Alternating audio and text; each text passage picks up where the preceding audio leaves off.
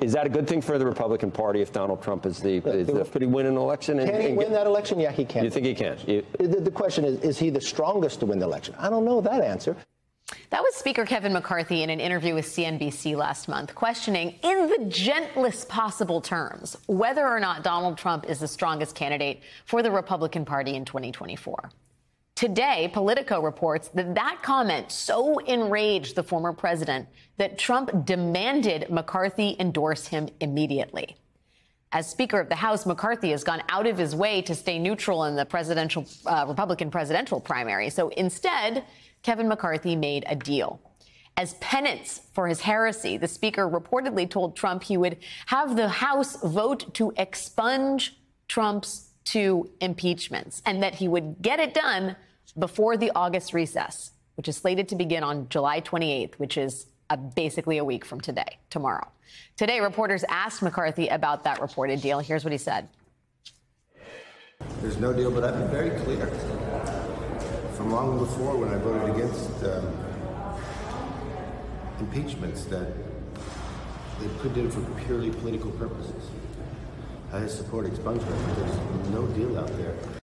Joining me now is Congressman Joe Neguse, Democrat of Colorado, former impeachment manager and chair of the Democratic Policy and Communications Committee. I have a lot to ask you, Congressman, but the first is, what exactly is the point of expunging an impeachment? I'm not quite sure, Alex. I think it's a great question for the extreme members of the House Republican caucus.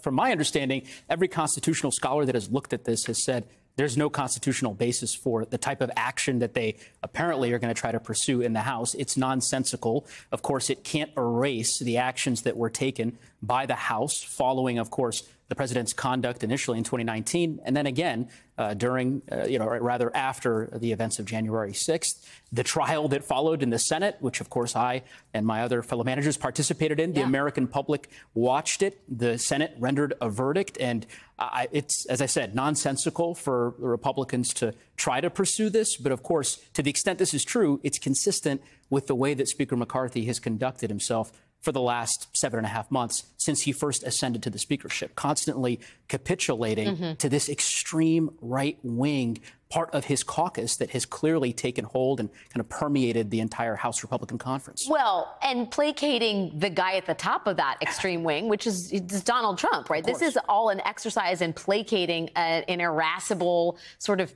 individual who doesn't like the fact that he was impeached. I got to ask, I mean, there's this sort of reason McCarthy is doing this, which is for Trump, but there's the reality of what this does to his caucus.